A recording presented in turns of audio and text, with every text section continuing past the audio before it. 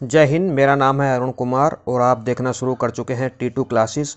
आज की वीडियो में हम बात करेंगे कंफ्यूज करने वाले topic national park, wild life sanctuary और बायोस्फीयर रिजर्व में अंतर क्या होता है। काफ़ी कंफ्यूज करते हैं तीनों चीज़ें। National park, wild life sanctuary और बायोस्फीयर रिजर्व में क्या अंतर होता है। तो सबसे पहले अगर हम प्रोटेक्शन की बात करें कि इनके अंदर किस किस चीज़ की प्रोटेक्शन की जाती है, तो नेशनल पार्क में आप देखेंगे वहाँ का फ्लोरा फ्यूना यानी जीव जंतु, सारा इकोसिस्टम, वहाँ की ज़मीन और वहाँ अगर कोई हिस्टोरिकल ऑब्जेक्ट है तो ये सारी की सारी चीज़ें प्रोटेक्शन के अंदर होती हैं नेशनल पार्क में। अगर हम वाइल्ड लाइफ सेंचुरी के अंदर की बात करें, वाइल्ड लाइफ सेंचुरी के अंदर क्या चीज़ें प्रोटेक्टेड होती हैं, तो वाइल्ड लाइफ सेंचुरी के अंदर प्रोटेक्शन में केवल होती है वाइल्ड लाइफ, मतलब जीव जंतु ही प्रोटेक्शन के अंदर आते हैं। अगर हम बात करें बायोस्फीयर रिजर्व में क्या चीज़ प्रोटेक्शन में होती है, तो बायोस्फीयर रिजर्व में प्लांट और एनिमल यानी फ्लोरा फ्यूना तो प्रोटेक्शन में होती है। उसके साथ साथ वहाँ कोई अगर ट्राइबल डेवलपमेंट है यानी कोई जनजातीय विकास है, जनजातियाँ वहाँ पे रहती हैं, उनका वहाँ पे बस्तियाँ वगैरह हैं, तो वो भी प्रोटेक्शन में आती हैं बायोस्फीयर रिजर्व के अंदर। अगर हम बात करें अथॉरिटी की, नेशनल पार्क, बायोस्फीयर रिजर्व या वाइल्ड लाइफ सेंचुरी की अथॉरिटी कौन होती है, तो नेशनल पार्क की अथॉरिटी होती है गवर्नमेंट, मतलब सरकार होती है।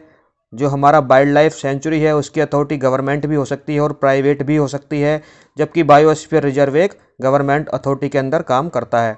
अगर हम बाउंड्री की बात करें कि इसकी बाउंड्रियाँ कैसी होती हैं, तो नेशनल पार्क की जो बाउंड्री है वो फिक्स होती हैं, पहले से निश्चित होती है कि यहाँ तक नेशनल पार्क फैला रहेगा।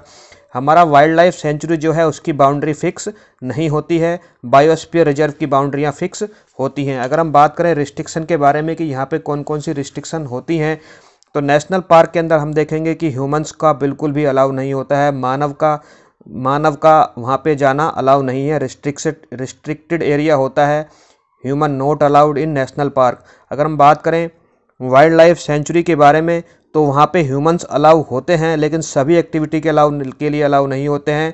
वो वहाँ पे जाके ग्रेजिंग कर सकते हैं, कल्टीवेशन कर सकते हैं, लेकिन शिकार नहीं कर सकते हैं। ग्रेजिंग मतलब घास फूस काट सकते हैं, लकड़ियाँ चुन सकते हैं और खेती कर सकते हैं, लेकिन शिकार नहीं कर सकते हैं। अगर हम बात करें बायोस्फीयर रिजर्व के बारे में, तो बायोस्फीयर रिजर्व में बेसिकली 3 जोन होती हैं। सबसे सेंटर वाली चीज़ को हम कहते हैं कोर जोन, उसके बाहर वाला जो क्षेत्र होता है उसे कहते हैं बफर जोन, और सबसे बाहर वाला क्षेत्र जो होता है उसे कहते हैं ट्रांसमिशन जोन। तो जो बफर जोन है और जो कोर जोन है और जो ट्रांसमिशन जोन है, इन तीनों में ही रिस्ट्रिक्शन जो है वो अलग अलग तरीके से बताया गया है। जो कोर जोन है, कोर जोन के अंतर्गत ह्यूमंस बिल्कुल भी अलाउ नहीं होते हैं। जो केंद्र की जो सेंटर वाली जोन है उसके अंदर ह्यूमन बिल्कुल अलाउ नहीं होते हैं। जो कोर जोन के बाहर वाला क्षेत्र है उसे बफर जोन कहते हैं। उस वाले क्षेत्र में समटाइम्स ह्यूमन को अलाउ किया जाता है। हम बात बायोस्फीयर रिजर्व की कर रहे हैं। बफर जोन में ह्यूमंस को अलाउ किया जाता है लेकिन सभी चीज़ों के लिए नहीं, रिसर्च करने के लिए, एजुकेशन करने के लिए और लिमिटेड टूरिज्म भी इस क्षेत्र में अलाउ कर दिया जाता है। जो सबसे बाहर वाला क्षेत्र होता है बायोस्फीयर रिजर्व का, उसे हम कहते हैं ट्रांसमिशन जोन, और ट्रांसमिशन जोन में कुछ रिस्ट्रिक्शन के साथ लगभग सभी ह्यूमन एक्टिविटीज़ अलाउड होती हैं। आई होप आपको क्लियर हुआ होगा national park, wild life sanctuary और बायोस्फीयर रिजर्व में क्या अंतर होता है। काफ़ी कंफ्यूज करने वाला टॉपिक है। अगर आपको ये वीडियो पसंद आई है तो मेरे चैनल को T2 क्लासेस को आप लाइक कर सकते हैं। मिलते हैं ऐसी ही किसी दूसरी वीडियो में, तब तक के लिए जय हिंद, जय भारत।